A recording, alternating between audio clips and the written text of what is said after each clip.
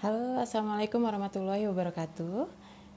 Halo semua, apa kabar? Salam Let's Talk untuk seluruh keluarga Let's Talk dimanapun teman-teman berada. Setelah sukses dengan live Instagram seri pertamanya, malam ini kita jumpa kembali dalam live Instagram Let's Talk di seri kedua ya. Dan senang sekali saya Renvi yang akan menjadi host acara ini selama 1 jam ke depan. Dan Let's Talk juga sangat berbangga hati karena bisa bermalam mingguan dengan teman-teman semua. Ngobrol-ngobrol serius nanti, tapi juga santai. Dan pastinya akan berfaedah sekali ya. Karena kita akan ngobrol-ngobrol dengan salah seorang keluarga Let's Talk nih yang berasal dari Medan.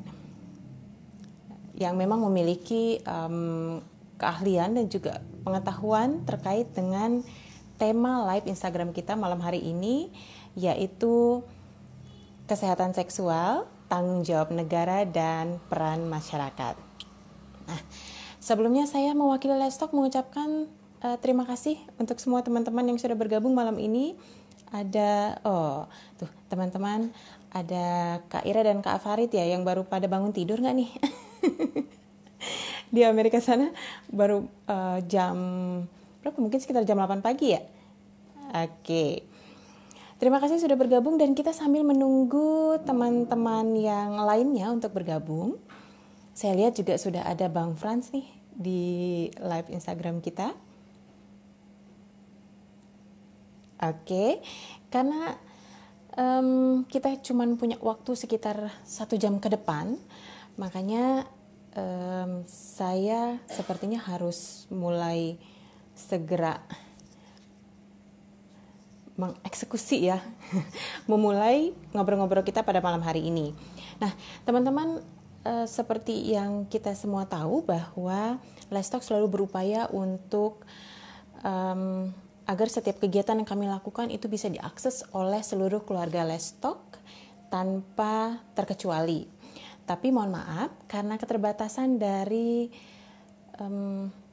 fitur yang ada di live Instagram, kami tidak bisa mengajak kawan JBI untuk serta membantu kawan-kawan keluarga Let's Talk yang memiliki keterbatasan di pendengaran, kawan-kawan tuli untuk bergabung secara live. Tapi jangan khawatir karena nanti akan ada Kak Ira dan Kak Farid yang akan menotulasi, meringkas poin-poin apa yang sedang didiskusikan.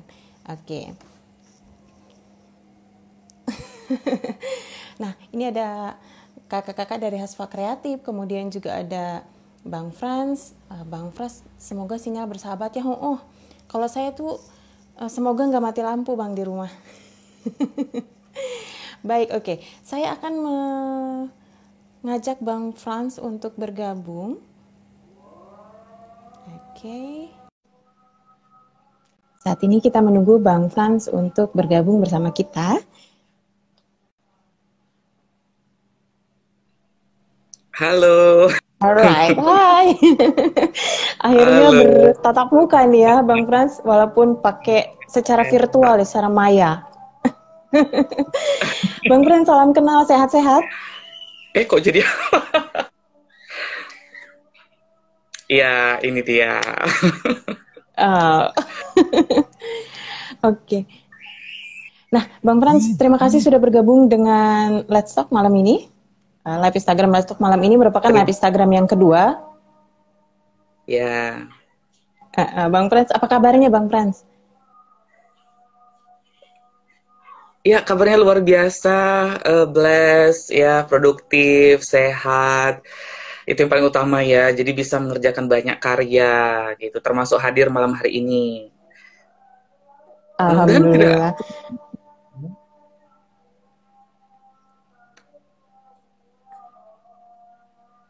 Bang Frans bisa menangkap suara saya dengan baik nggak ya? Kayaknya soalnya agak Iya, freeze gitu. ya saya bisa Oke. dengar, bisa. Nah, oke. Suara merdu saya kedengeran ya. Oke. Nah, teman-teman yang baru bergabung bersama kami, biar kita lebih kenal, lebih dekat dengan Bang Frans nih, kita akan cari tahu sebenarnya Bang Frans itu siapa. Nah, saya punya CV-nya sebenarnya. Tapi CV-nya itu panjang sekali Bang Frans ya, keren banget. Tapi saya mau Bisa aja meringkas itu. saja sebenarnya Bang Frans. Sebenarnya Bang Frans ini siapa? Kalau di flyer yang teman-teman baca, itu kan Bang Frans merupakan trainer, lecturer, juga counselor ya. Nah, saya akan meringkas CV-nya Bang Frans. Bang Frans ini nama lengkapnya adalah Frans Judia Samosir, SPSI MPH. Beliau menyelesaikan Bachelor of Psikologinya di Universitas Sumatera Utara pada tahun 2007. Kemudian menyelesaikan Master of Public Health-nya pada 2016 dari The University of Georgia, Athens, USA ya. Oh, baru balik nih ya Bang Frans ya? Yes. Masih fresh banget soalnya baru pulang ya. Kemudian saat ini Bang Frans menjadi lecturer atau dosen nih ya di Universitas Ya. Prima Indonesia Medan. Kemudian juga sangat aktif menjadi trainer, public speaker, ada di berbagai lembaga. Yang pertama pada Karya Inspirasi Indonesia, dan kemudian juga Bang Frans aktif sebagai trainer di Yabes Cahaya Indonesia Medan dari tahun 2018 sampai sekarang Yes. ya. Iya. Kemudian juga pernah menjadi Head of Rector's Office di University of Catholic Santo Thomas Medan. Sampai sekarang atau Iya. sudah selesai itu Oh, Bang Frans masa sudah jabatannya? tidak sudah Oke, selesai. sudah selesai. Oke, baik. Dan tentu saja banyak sekali kegiatan training yang pernah diikuti oleh Bang Frans, dan juga Bang Frans ini juga saya kepoin Instagramnya tuh teman-teman ya. Kalau teman-teman nanti mau berkunjung-kunjung ke Instagramnya Bang Frans, itu banyak sekali kegiatan-kegiatan yang Bang Frans lakukan untuk memberikan pencerahan ya kepada teman-teman di komunitas, kemudian juga di umum, di masyarakat umum, terkait dengan tema-tema kesehatan seksual dan juga reproduksi kayaknya yang dilakukan hingga saat Iya, ini. Baik, ya terima kasih kesehatan Bang Pras mental. sekali lagi sudah bergabung bersama kami. Dan saya juga mau menyapa teman-teman yang baru bergabung. Halo semua, tema ngobrol-ngobrol santai kita pada malam hari ini adalah kesehatan seksual, tanggung jawab negara, dan peran masyarakat. Ya, oke. Dan seperti yang kita tahu nih Bang Frans, kalau kita dengar kata seks dan seksualitas, itu kadangkala tuh membuat orang-orang yang jadi enggan gitu untuk membicarakannya. Mungkin bagi sebagian besar masyarakat kita kan kata-kata seks dan seksualitas itu sesuatu yang menyeramkan. Bahkan ada yang nggak mau gitu membicarakannya karena itu sesuatu yang tabu, yang saru ya kan, yang nggak penting lah untuk dibicarakan gitu. Tapi Benar. yang saya tahu juga bahwa seksualitas itu kan melekat pada diri kita, berkembang selama dari kita lahir kemudian hingga kita menutup usia gitu. Nah, jadi memang sesuatu yang Benar. sangat penting harusnya ya untuk dibicarakan. Baik. Nah, Yes. Bang Frans, kalau kita akan segera mulai nih dengan pertanyaan pertama. Sesuai dengan tema kita malam hari ini, sebenarnya definisi dari kesehatan seksual itu apa sih gitu? Dan standar seseorang disebut sehat secara fisik, secara seksual itu apa? Silakan Bang Frans. Oke. Makasih Kak. Kedengaran nggak suara saya? Kedengeran. Kedengaran ya? Oke, kedengaran. Iya. Di sini suara Kakak kayak apa namanya? Tet tet tet begitu ya, putus-putus tapi jelas Terjeda kok. ya? Oke. Iya, tapi saya berharap ya, aduh, ayo dong bersahabat sinyal. Oke, saya kumpulin dulu energi sinyalnya. Oke, ya jadi ngomongin ngomongin seksual ini, saya senang. Pertama senang dulu ya, saya harus bilang senang. Kenapa? Karena mungkin juga expose dari media, makin banyaknya platform kita untuk ngomongin hal-hal yang selama ini mungkin tabu, jarang dibicarakan gitu ya. Jadi saya amati 4 tahun terakhir lah ya, semakin terbuka, semakin mau, walaupun tetap ya masih banyak PR atau tantangan. Nah, sekarang kita mau definisikan sehat dulu. Sehat itu sebenarnya apa? Ya, menurut WHO, sehat itu adalah kondisi memang ya, kita itu secara fisik, emosi, ya emosi, mental, pola pikir, emosional, pola rasa, kegiatan kita di luar secara sosial itu utuh dan sehat. Ya, jadi bukan hanya ketika saya nggak ada penyakit gitu ya, tidak demam berarti saya sehat. Padahal ada orang-orang yang juga berotot, tampak fit, tapi ketika emosinya ya setiap malam menangis gitu ya, atau dia pura-pura untuk tetap tegar di hadapan orang. Nah, itu sebenarnya bisa jadi pertanyaan. Jangan-jangan secara emosional dia tidak sehat. Nah, kita masuk sekarang ke definisi seksualitas. Nah, seksual itu apa? Seksual itu akar katanya kan seks, jenis kelamin. Nah, seksual apa? Berarti seksual segala hal yang berkenaan atau berkaitan dengan seks. Nah, nanti akan ada seksualitas. Nah, di sini kalau seksualitas udah luas. Keberagaman seks, ciri-cirinya, peranannya, perilakunya, semua dalam payung seksualitas. Nah, pertanyaan Mbak tadi atau Kakak tadi, WHO juga sudah mendefinisikan. Kesehatan seksual adalah keadaan secara fisik, emosi, mental, ya, emosional, sosial yang terkait dengan seksualitas, bukan hanya sekedar tidak adanya sakit, ya, tapi juga benar-benar 4 aspek tadi kita ulang: fisik, mental, emosional, dan sosial. Ini empat-empatnya sehat berbarengan, gitu ya. Jadi contohnya misalnya secara fisik, ya saya memiliki alat kelamin, ya alat seksual, tidak ada gangguan sama sekali. Bagaimana cara tahunya? Ya kalau memang mau tahu detail, datang aja ke petugas kesehatan. Secara emosional, saya menerima nggak keberadaan diri saya sebagai pria yang mungkin heteroseksual atau homoseksual? Ya saya paham nggak bahwa saya memiliki identitas gender? Ya, secara mental, ini berkaitan dengan emosional tadi. Apakah saya memang menerima keberadaan diri saya yang seperti ini? Baik itu dari unsur seksualitas,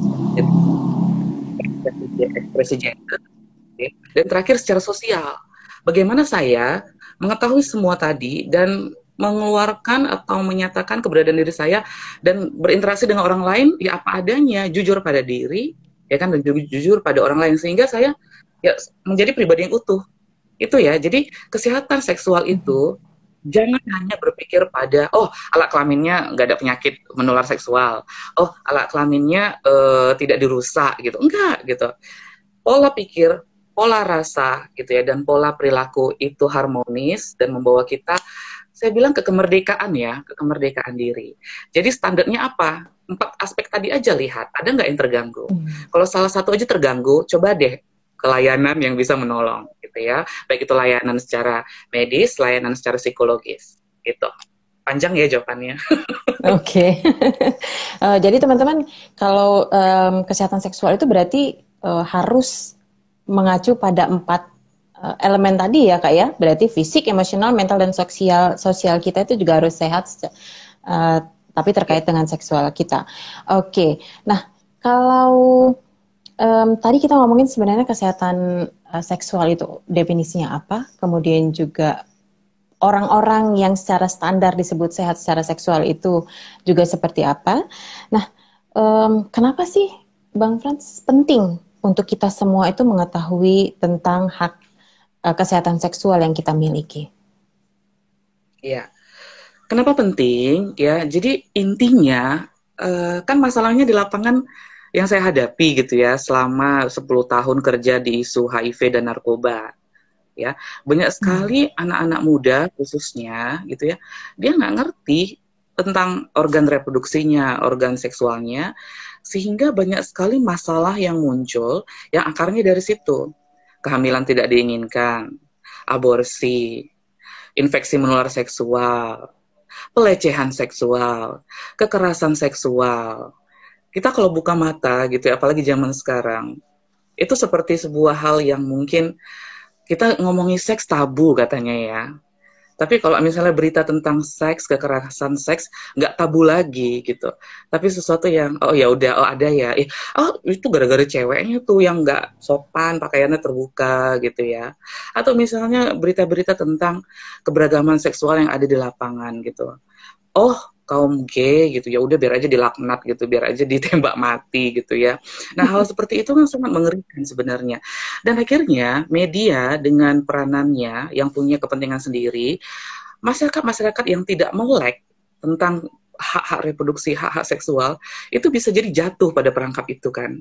Dan makin mendukung yang namanya stigma dan diskriminasi, ngomongin seks, ngebahas keberagaman seksual. Jadi kenapa penting pada akhirnya untuk membawa diri kita tadi itu seperti yang saya bilang di awal, ke kemerdekaan lah gitu ya. Kalaupun nggak ngomongin merdeka gitu ya, tapi lebih bisa jaga diri. Bahwa saya punya hak loh ternyata. Jadi kalau hak saya diganggu gitu, saya bisa lapor loh ke pihak yang berwajib. Itu idealnya. Terus kalau mau lihat di lapangannya, apa yang terjadi gitu. Klien-klien saya gitu ya, beberapa orang yang mencoba menjangkau saya via media sosial gitu. Bang, ini ada kejadian ini, ada saudara sepupuku gitu ya, dia ngaku kalau dia dilecehkan oleh pamannya dan saudara iparnya. Saya kan secara emosional mungkin adalah sisi saya langsung bilang apa coba? Lapor polisi. Gitu. Tapi apa responnya gitu? Enggak lah kan itu saudara.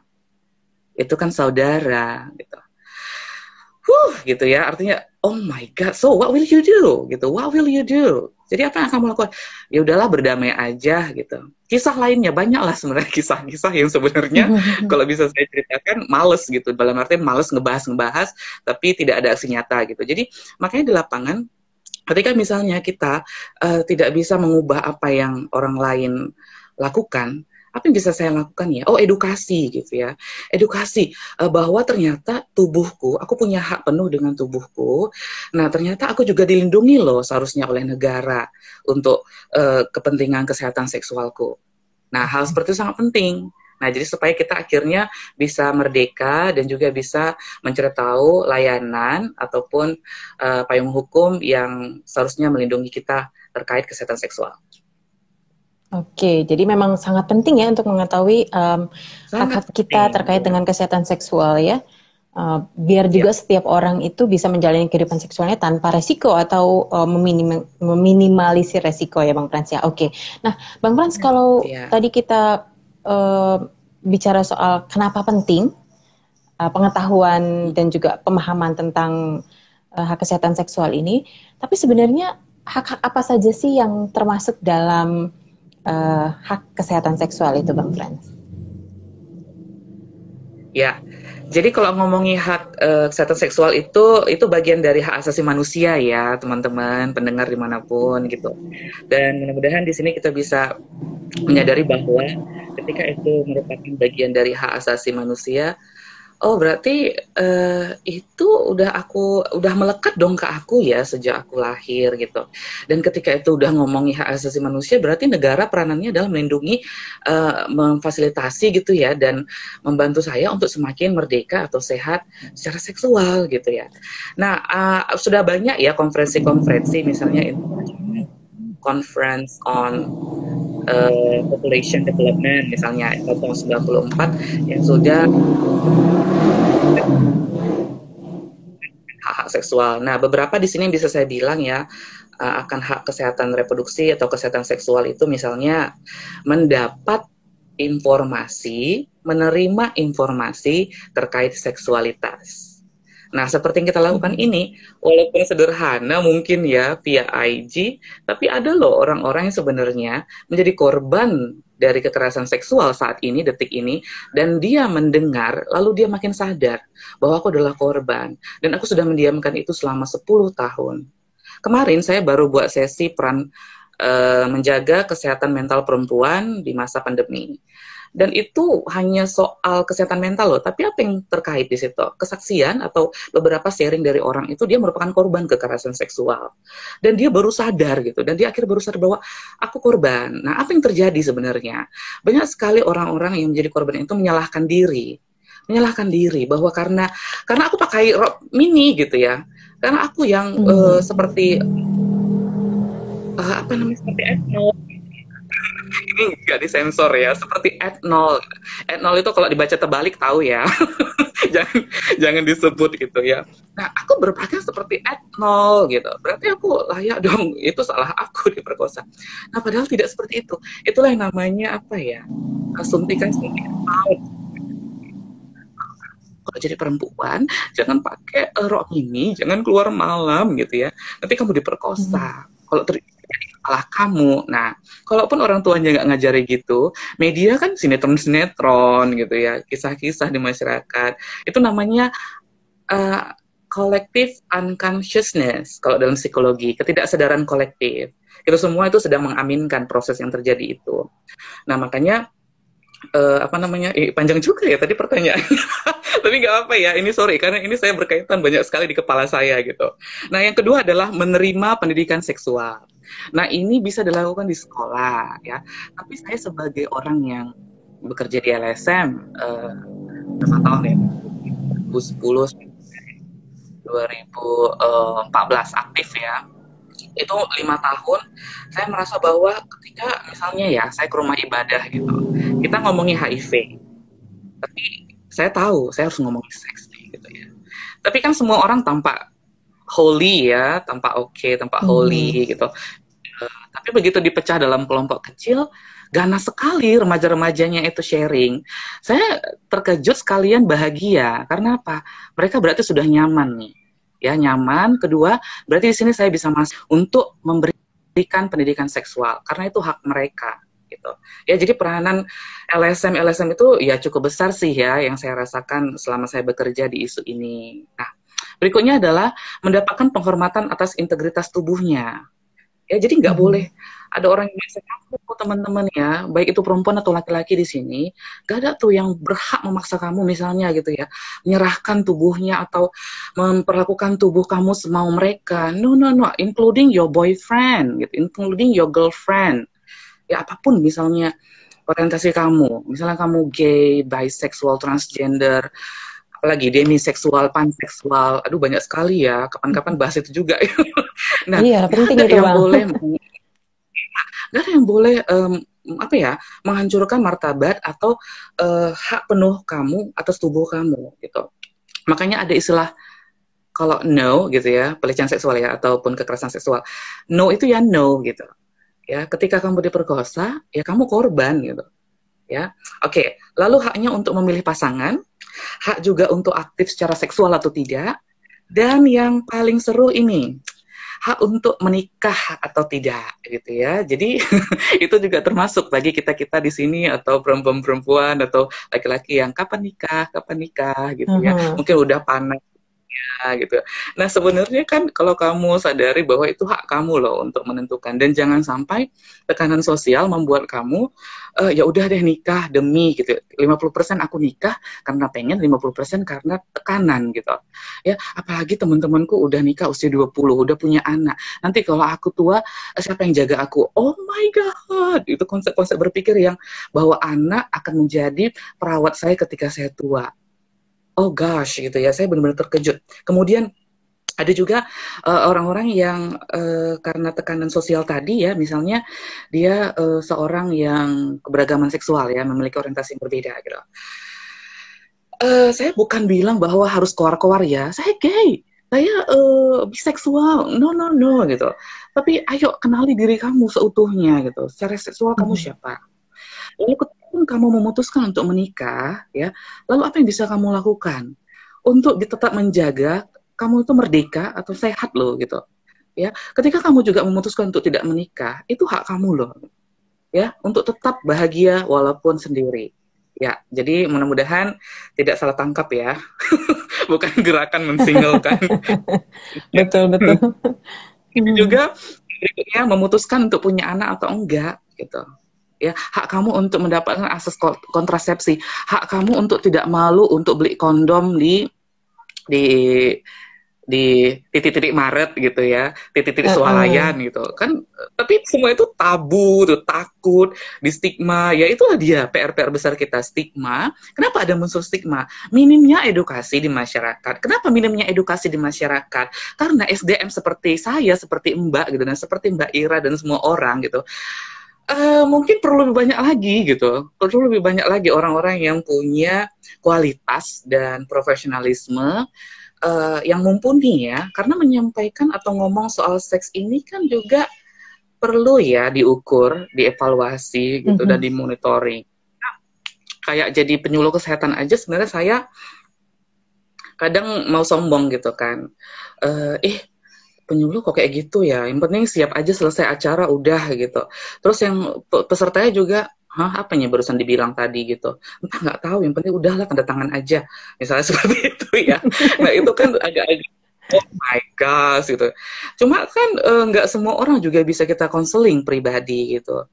Nah jadi mari saya ajak, loh kok udah jadi aja partisipasi masyarakat ya. Tapi di sini memang nanti itu akan sampai ke sana kita Bang Frans. Oke. Terlalu semangat. Oke, ya, ya. Jadi teman-teman yang tadi Bang Frans jabarkan, mudah-mudahan poinnya bisa diambil ya bahwa hak kesehatan seksual itu tidak hanya melalui yang berhubungan dengan organ seksualitas kita, tapi juga berhubungan dengan banyak hal seperti menerima pendidikan seksual, kemudian juga penghormatan atas integritas tubuh kita ya. Jadi katakan tidak untuk orang-orang yang memang jadi tidak ada satupun orang yang punya hak. Kalau saya selalu bilang gitu sama anak-anak dan sama semua teman-teman di komunitas saya, bahwa tidak ada satu orang pun yang memiliki hak untuk mencederai kita, gitu kan, termasuk melakukan kekerasan seksual. Baik, kemudian juga seperti Bang Frans tadi bilang bahwa salah satu hak kesehatan seksual lainnya adalah berhak memilih pasangan, berhak memilih untuk aktif secara seksual, kapan, di mana, dengan siapa gitu ya Bang ya. Tapi dalam positif, dengan nilai-nilai yang positif. Kemudian juga berhak melakukan hubungan seksual, tapi tentu saja harus dengan konsensus. Oke. Nah, Bang Frans, kalau tadi dibilang bahwa hak kesehatan seksual itu merupakan bagian yang tidak terpisahkan dari HAM, ya kan? Berarti itu berlaku secara universal ya, untuk siapa saja. Nah, atau apakah hak kesehatan seksual ini hanya berlaku bagi mereka-mereka yang sudah menikah, yang suami istri aja, atau anak-anak pun sebenarnya sudah memiliki, melekat padanya hak kesehatan seksual itu, Bang Frans? Ya, seperti tadi definisi HAM itu sudah melekat ya dari bawaan lahir gitu ya. Kalau memang kita percaya sama Tuhan, itu loh spesialnya. Sudah dari lahir kita memiliki atau melekat pada diri kita hak-hak tadi, termasuk hak-hak kesehatan seksual. Nah, jadi bukan hanya untuk orang yang nikah. Ya, justru di sini saya menekankan sebelum kamu nikah pun gitu ya, atau ketika kamu sudah mulai ya, yang namanya menghirup udara di muka bumi ini, kamu itu udah berhak untuk dilindungi loh kesehatan seksualnya. Oke, bayi gitu, apa sih hubungan kesehatan seksual dengan bayi? Kita sering baca nggak sih, atau tahu nggak sih fakta bahwa bayi 10 bulan pun udah dijadikan budak seks atau diperkosa sama ayah tirinya gitu ya.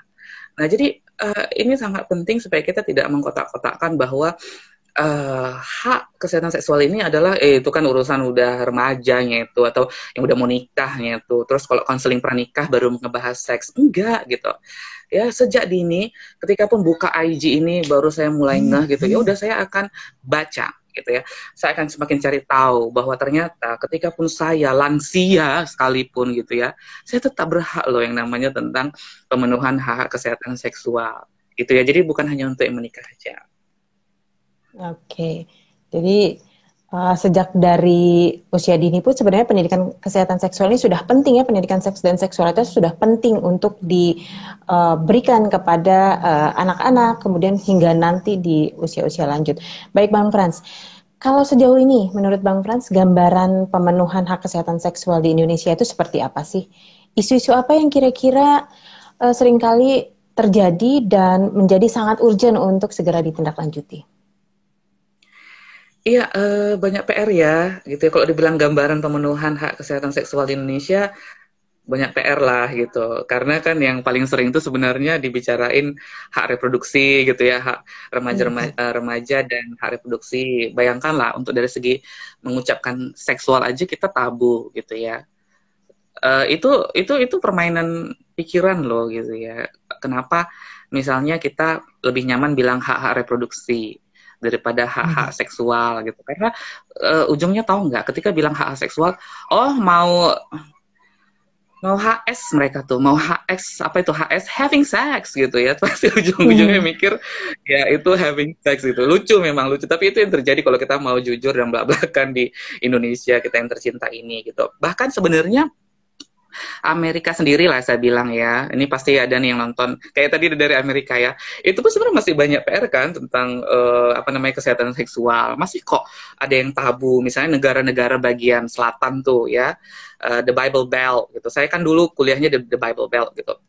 Nah, di negara-negara bagian selatan itu masih loh ada negara-negara bagian atau daerah-daerah yang bisa dibilang sangat konservatif gitu ya, untuk ngomongin atau edukasi seks itu masih pakai istilah apa ya, pengandaian ya, apa sih yang dulu di sana ya, kayak B and apa, lebah dan apa gitu ya, saya sampai lupa. Atau misalnya istilah-istilah mengucapkan penis atau vagina itu, kalau yang saya sering dengar vagina itu tempe, lalu penis itu burung gitu ya. Saya gini, oh my god gitu, kita mau edukasi tapi untuk bilang penis sama vagina atau vagina aja kita masih gak usah ya. Lalu ini kondom. Kalau bisa, saya kan pernah edukasi kesehatan reproduksi sama anak SMP kelas 1 ya. Di situ saya tahun 2012 mencoba untuk merubah mindset saya dulu. Kalau saya pun masih gagok dan tabu, nggak akan jalan nih. Akhirnya saya benahi dulu mindset saya, dan ketika saya udah sharing, di situ ada loh seorang suster Katolik. Saya kan ketepatan Katolik juga. Ya ampun, ada suster nengokin saya bawa sesi ini gitu. Tapi ketika udah berjalan gitu ya, saya benar-benar merdeka. Ini adalah kepentingan yang layak disuarakan di edukasi buat anak-anak SMP gitu. Apalagi mereka menjelang akil balik gitu ya, atau pubertas. Tahu nggak apa respon terakhir ketika sudah selesai gitu?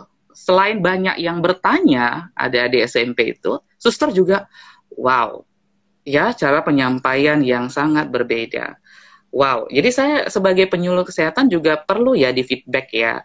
Apakah informasi yang saya sampaikan itu cukup nyampe atau tidak? Nah, jadi saya nggak akan bahas semua kendala-kendala dulu ya saat ini ya, tapi banyak PR lah. Nah, kalau saya sering di lapangan itu melihat seperti ini, kondisi pernikahan dini di Indonesia. Pernikahan dini gitu ya, itu kan itu sinetron tahun 1998 atau 1997. Oh my god, ketahuan ternyata banget sampai itu angkatan berapa itu ya. ketahuan generasi kapan gitu ya. Mereka ini masih PR gitu ya. Kita tahu kan bahwa ternyata batasan menikah misalnya direkomendasikan 19 tahun. Kadang saya secara pribadi bilang gini, kayaknya secara sains otak manusia, otak depannya prefrontal cortex itu matang usia 25 tahun gitu ya. Terus dia nikah umur 19, dia masih bergumul dengan siapa dirinya gitu ya, mengenal diri, I want to know my future gitu ya. Tapi udah jadi istri atau tiba-tiba nanti usia 20 udah jadi mama gitu atau bapak gitu. Ya. Terus masalah-masalah berikutnya ya selamat datang gitu ya. Sorry ya kalau misalnya saya agak sarkas gitu, karena itulah kondisinya di lapangan. Lalu pendidikan seksual yang minim tadi kita bahas ya, itu sangat penting sekali. Isu keberagaman seksual juga ini kan mulai, kalau kita buka mata, saya kan kerja di HIV dan narkoba juga nih gitu. Sharing-sharing sama teman-teman LSM yang melakukan penjangkauan.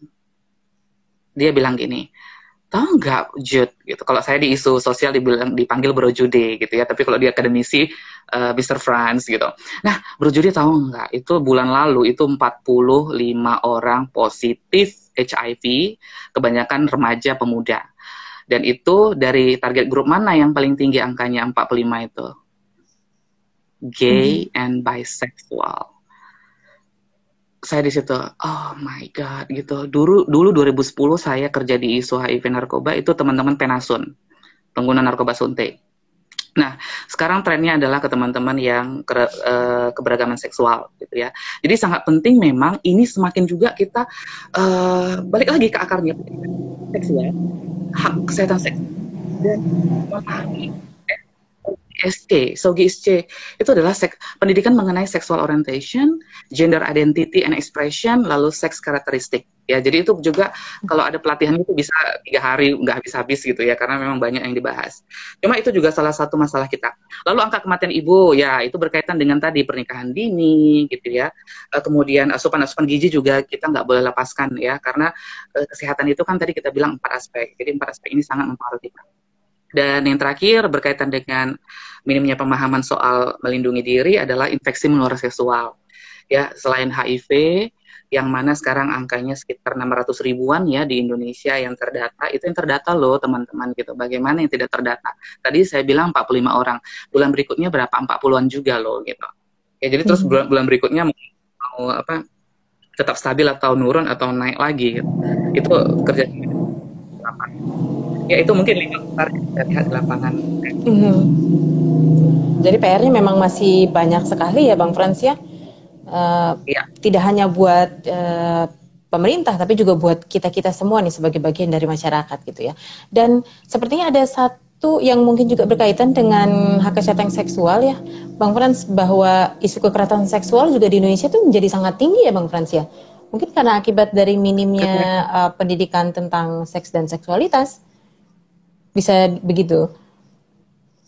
oh iya, itu tentu saja. Itu tadi akarnya tetap lagi-lagi pendidikan seksual. Ujungnya kemana? Itu semua cabangnya termasuk kekerasan seksual. Kita udah tahu sendiri ya, gitu ya.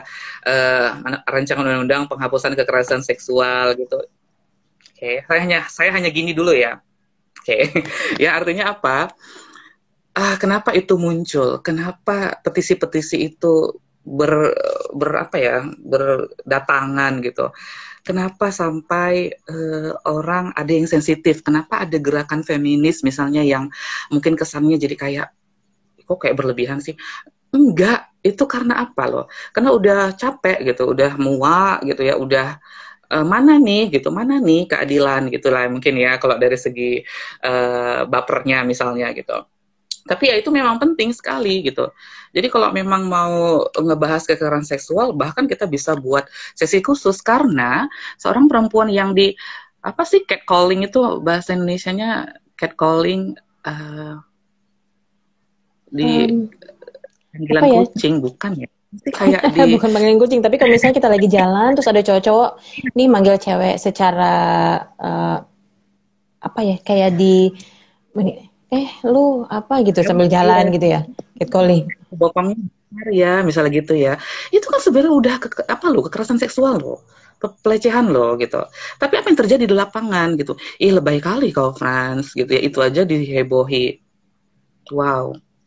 Wow ya gitu. Atau di dalam WhatsApp grup misalnya kita sama teman-teman kita yang laki-laki dan perempuan mayoritas gitu ya. Tapi di situ rata-rata laki-laki eh, posting gambar foto cewek. Terus komennya, wow, suka ya yang putih dan mulus gitu. Terus saya berpikir, ini gimana ya gitu. Ini kok jadi sesuatu yang lucu ya, dianggap lucu dan biasa aja ya gitu. Terus saya live dari grup, ya nggak juga gitu ya. Mungkin kita bisa bersuara, mungkin nggak saatnya ya kita untuk orang-orang terdidik masih memelihara budaya ini ya, walaupun saya tahu kita semua adalah pria yang beruntungnya hidup di Indonesia gitu ya, negara yang paling bahaya buat perempuan nomor 3. Ya itu ada survei dari mana lembaga Singapura gitu ya, bahwa di Asia Pasifik 14 negara ya kalau nggak salah, itu Indonesia negara yang cukup ya tanda kutip tidak baik untuk perempuan setelah India dan Filipina ya kalau nggak salah gitu. Jadi ketika tahu itu lembaga survei yang dari Singapura, ya terlepaslah dari apa bagaimana validitas dan lain-lain gitu ya, karena riset saya percaya tetap science gitu. Ya, hidup di budaya patriarki gitu ya. Jadi sangat-sangat penting dari sekarang untuk bukan hanya sebagai ibu, tapi juga peranan si ayah yang saat ini mungkin entah di mana, nggak tahu ini secara gender ini perempuan semua nggak yang nonton gitu ya. Tapi itulah PR kita bersama. Oke. Oke. Ya. Nah, ternyata memang sangat banyak sekali, masih banyak sekali yang harus kita lakukan bersama dan juga pemerintah. Tapi kalau dalam konteks HAM, ketika Indonesia sudah ikut serta meratifikasi ya, Bang Frans ya, meratifikasi, menandatangani, kemudian juga mengakui bahwa salah satu hak warga negaranya adalah mereka berhak atas kesehatan seksual. Sebenarnya tanggung jawab negara itu di mana? Apa saja?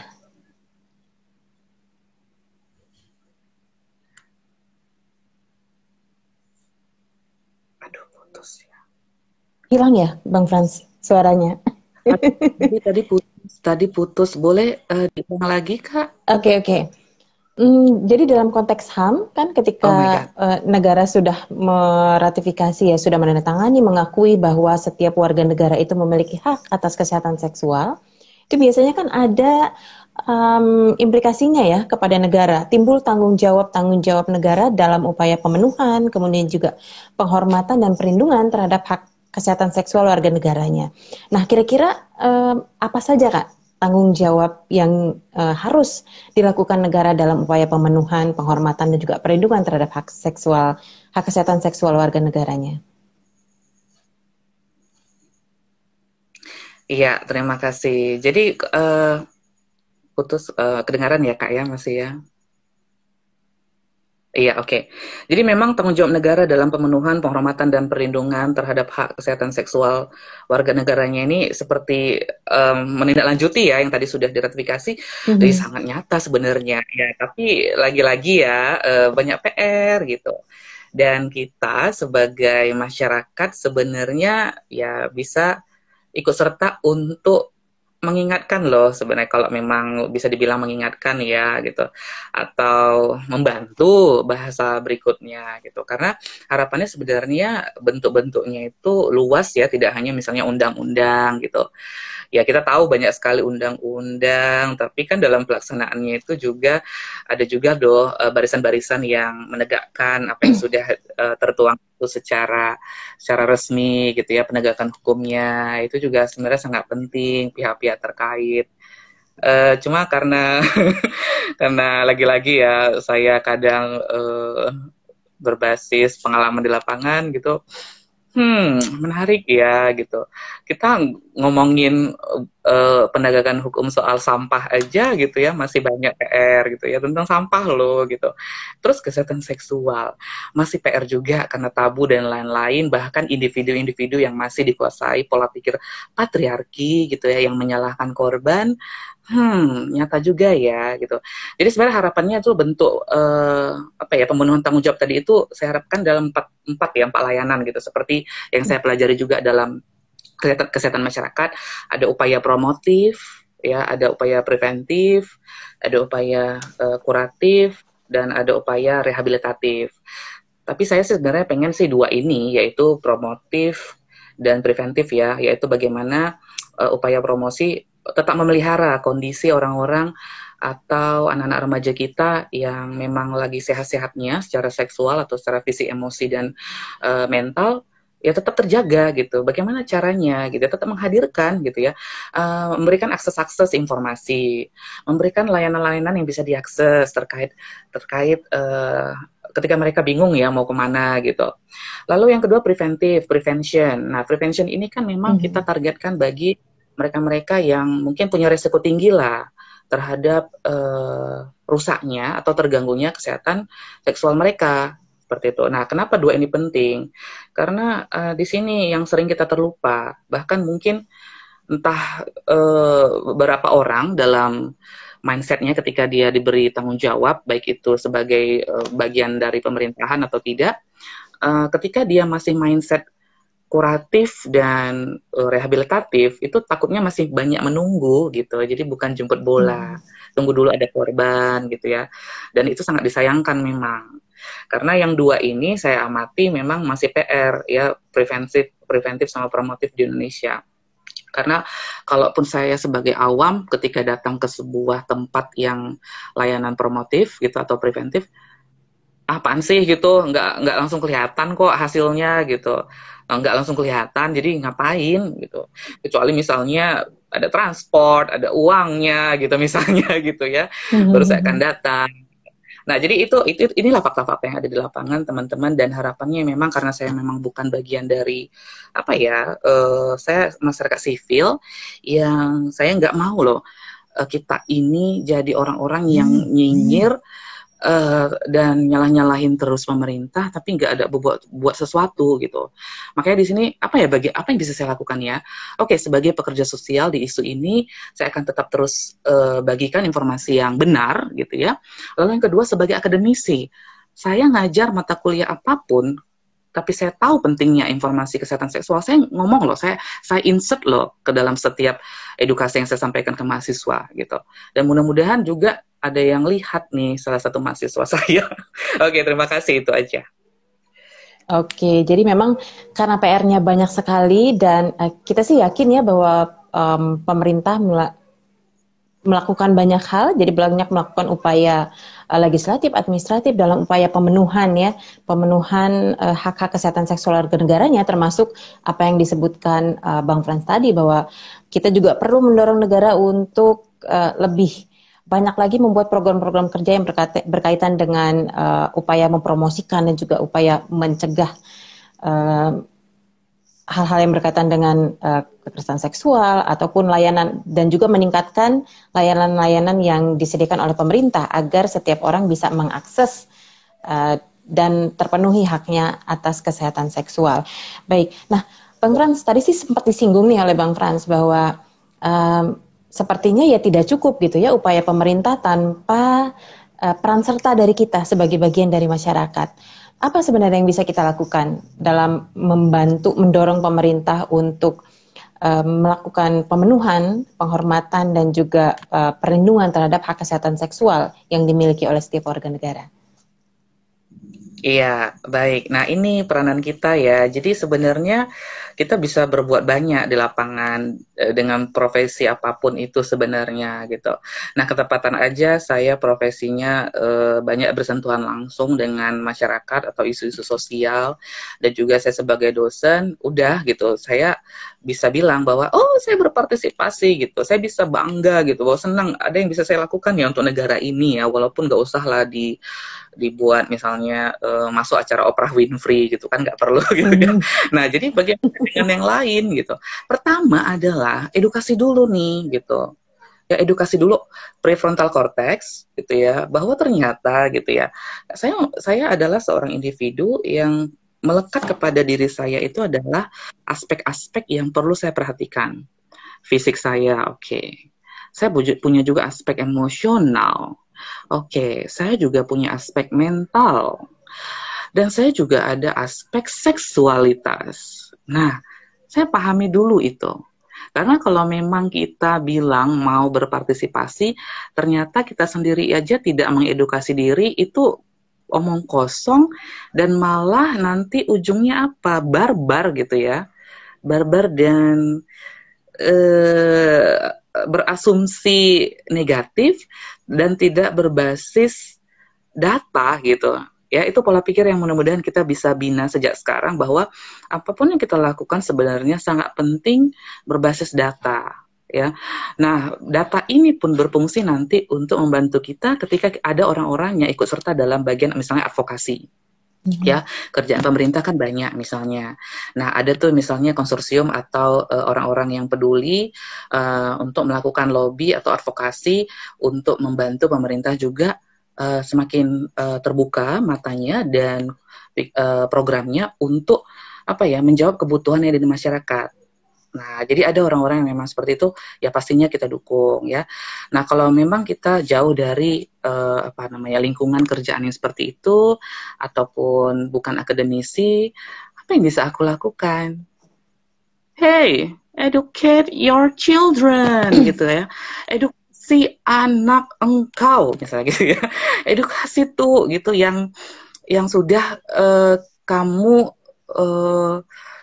produksi gitu ya, udah kamu produksi bareng-bareng gitu ya, sebagai suami atau istri. Educate your children to protect himself atau herself. Bagaimana caranya? Ya mulai dong berani untuk ngobrolin seksualitas di rumah. ini bilangnya mudah sekali ya, tapi kalau kita sendiri misalnya ngobrol di rumah, duk, duk, duk, gitu, gimana mulainya? Ya harus dimulai gitu. Dan generasi milenial, saya pikir dengan mereka tumbuh seperti kita lah milenial ya, tumbuh dengan teknologi, harus mulai sih untuk mencoba untuk meruntuhkan apa ya, ketabuhan yang ada di kepala kita sendiri gitu. Sebenarnya itu intinya, adalah meruntuhkan ketabuhan yang ada di kepala kita sendiri dan penuhi informasi yang tepat, lalu kita ajak diskusi anak kita atau keluarga kita dengan cara yang ringan dan mau mendengar ya. Jadi mau mendengar dan jadi sahabat buat, khususnya lah ya, kita bilang remaja kita. Karena dalam pengalaman saya juga, banyak akhirnya remaja-remaja itu lebih mencari tahu dari peer groupnya, teman sebayanya. Terus teman sebayanya ngajak untuk belajar kesehatan seksual dari film porno atau situs-situs porno gitu ya. Akhirnya salah info ya. Ini adalah ajakan saya untuk kita semua masyarakat. Ada hal-hal yang memang bisa kita kerjakan dan kita kendalikan, yaitu dalam rumah kita sendiri. Ada juga orang-orang yang mengerjakan bagiannya dalam bentuk advokasi ataupun pendampingan ataupun layanan kesehatan dan hukum terhadap mereka yang butuh gitu ya, khususnya misalnya korban kejahatan seksual ataupun kekerasan seksual, ya kita juga dukung dengan apa? Dengan tidak ngeluarin kata-kata memanglah itu dia tuh yang salah gitu ya, cukup victim blamingnya itu ditiadakan, kita hapus ya, kita coba tuh diam, kalau nggak bisa mendukung kita baiknya diam, itu aja sih. Oke, terima kasih Bang Frans. Berarti sangat banyak ya yang bisa kita lakukan juga sebagai bagian dari masyarakat untuk memastikan, mendorong pemerintah memenuhi hak kesehatan seksual, tapi juga memastikan bahwa orang-orang di sekeliling kita juga aman, sehat secara seksual. Ya, Bang Frans, saya juga ada pertanyaan nih. Atau mungkin teman-teman lain, coba saya cek.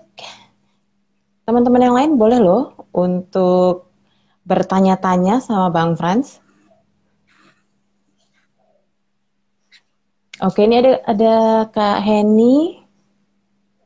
Sepertinya bukan pertanyaan sih, lebih kepada sebentar. Ini juga internet di saya kenapa tiba-tiba jadi agak-agak berhenti-henti gitu. Tuh, Bang Frans kata Mbak Heni underscore Wahyun. Lancar, Kakak. Oke. Kalau pendidikan seks di perkotaan mungkin bisa dibilang relatif berhasil, Bang. Tapi gimana untuk yang di pelosok? Atau di daerah-daerah terpencil, kalau dilihat sekarang banyak berita perkosaan yang dilakukan oleh orang terdekat. Bagaimana kita menyikapi hal tersebut? Iya, itu tadi hampir lupa juga ya. Saya berbicara itu tadi sangat menikmati indahnya fasilitas Kota Medan gitu ya, dekat dengan fasilitas kesehatan gitu. Bagaimana kawan-kawan di daerah gitu? Bagaimana kawan-kawan yang dia untuk ke fasilitas pelayanan kesehatan itu butuh waktu 6 jam yang terdekat gitu. Banyak negara ya. Artinya disinilah saya berharap negara semakin bergerak cepat gitu ya untuk teman-teman kita yang disparity ya nih ya, jadinya kesenjangan kan, fasilitas layanan kesehatan gitu ya, kemudian SDM yang tenaga-tenaga kesehatan gitu, itu perlu loh untuk semakin disiapkan ya, bukan hanya dari segi kuantitas tapi juga kualitas. Saya bukan orang yang juga bagus untuk itu, tapi saya melihat dalam pengalaman di lapangan, boro-boro ngomong yang di desa, di kota sendiri aja masih terjadi yang namanya diskriminasi. Ya, KTP saya membawa klien campak gitu, itu nggak sehat. Jadi buat teman-teman yang ada di daerah, kita harapkan pemerintah semakinlah cepat bergerak untuk memenuhi hak-hak kesehatan yang ada di pedesaan atau yang jauh dari akses layanan. Baik, terima kasih Bang Frans. Sepertinya seru banget ya obrolan kita malam ini, teman-teman. Waktunya nggak cukup nih Bang Frans. Kita bakal undang Bang Frans lagi nih untuk ngobrol-ngobrol soal hal-hal yang berkaitan dengan kesehatan seks dan seksualitas ini akhirnya. Karena Instagram juga hanya punya waktu terbatas. Terima kasih sekali lagi untuk Bang Frans yang sudah bermalam mingguan dengan saya, dengan Let's Talk malam ini, dan juga dengan teman-teman keluarga Let's Talk lainnya. Terima kasih banyak sekali lagi. Juga terima kasih untuk teman-teman lain yang sudah bergabung. Tapi sebelum saya menutup live Instagram malam hari ini, teman-teman silahkan untuk mengikuti kegiatan Zoom Talkshow berserinya Let's Talk minggu depan. Jadi kita akan masuk ke Zoom Talkshow seri kelima Let's Talk pada tanggal 25 Oktober. Nanti temanya adalah keluarga feminis dan pendidikan seks dan seksualitas. Nah, kami tunggu teman-teman untuk bergabung di Zoom Talkshow kelima kami. Kemudian juga jangan lupa untuk ikutan live Instagram ketiganya Let's Talk nanti tanggal 31 Oktober 2020 jam yang sama, jam 7 sampai jam 8 malam dengan guest salah satu keluarga Let's Talk juga, ada Kak Apri Iriani dengan host ada Kak Farid nanti. Terima kasih sekali lagi semuanya, Bang Frans, teman-teman yang sudah hadir, dan semoga apa yang kita perbincangkan malam ini itu bisa menambah pengetahuan dan juga pemahaman teman-teman terkait dengan kenapa kesehatan seksual itu sangat penting untuk diketahui dan dipahami. Ya, terima kasih sekali lagi. Sampai ketemu lagi. Happy weekend untuk semua. Stay sehat, stay happy semuanya, dan sampai ketemu. Wassalamualaikum warahmatullahi wabarakatuh. Saya pamitan.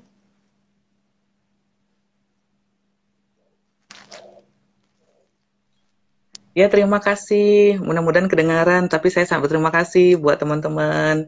Ya, cintai diri ya. Dengan mencintai diri, apapun bisa kita lakukan. Ya, cintai diri kita. Thank you.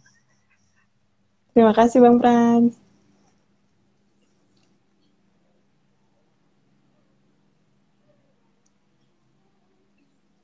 Belum mati ya. Belum mati ya. Kita tunggu dia sampai mati, Iya, Bang Frans. Bang Frans di Medan memang ya? Kalau iya. Kenapa, Kak? Memang tinggal di Medan? Iya, enggak. Jadi sebenarnya saya itu di pinggiran Medan ya. Tapi saya bilang aja Medan, Deli Serdang. Deli Serdang itu Oh, di Deli dia Serdang. Medan itu. Saya kerjanya yang di Medan. Jadi tiap hari itu antar kabupaten. Oh. Iya. Cuma sebenarnya perbatasan kan, jadi dekat sekali gitu. Bukan supir bus antar kota, bukan ya? Oh, boleh juga ya, Bang. sekali. Aku ngobrol sama salah satu mantan supir bus, itu juga resiko terhadap nyambung lagi nih ya kesehatan seksualnya gitu. Narkoba juga berkaitan resikonya gitu ya, sampai ada istri loh yang tahu dan istrinya itu sampai ikhlas gitu, ya udah yang penting suaminya pakai kondom. Agak sedih sih, tapi dari segi kesehatan mungkin oke lah, tapi dari segi mental si istri akhirnya berpengaruh kan gitu. Dan saya juga nggak mau setengah-setengah ya, bagaimana istri, bagaimana komunikasi. Nah itu juga penting bisa dibahas ya, karena kalau nggak salah juga artis besar yang udah menceraikan suaminya gitu, yang gak usah disebut nama gitu ya, ternyata dia bertahun-tahun itu sadar loh bahwa suaminya itu cheating gitu ya, dan sampai dia pakai kondom supaya tidak beresiko terkena, tapi nangis loh dalam hati gitu. Jadi ini juga sangat penting, kita tinggal di budaya yang memang ya kayaknya menomorduakan perempuan. Jadi saatnya lah perempuan-perempuan Indonesia itu bangkit, mengedukasi diri dengan lebih baik lagi, sekolah yang tinggi-tinggi gitu ya, supaya nanti apa, bukan untuk menghajar laki-laki, enggak, untuk menciptakan generasi berikutnya yang luar biasa gitu ya. Jadi ibu yang cerdas, PhD, mama aku PhD gitu ya, mama aku PhD dan aku diajari seorang PhD loh di rumah, tata krama, attitude ya. Karena ngomongin seksualitas ini, kita nggak bisa lupa juga bahwa attitude remaja atau pemuda zaman sekarang juga menjadi PR yang besar buat kita di Indonesia. Wow, panjang ya Kak sesi kedua kita ya. Saking ya. Happy to know you ya Bang ya. Nanti besok-besok kita ngobrol lagi nih. Sepertinya saya sudahi saja ini. Kita ini. Boleh, sampai ketemu Bang Frans. Terima kasih banyak. Ketemu Kakak. Sampai semuanya.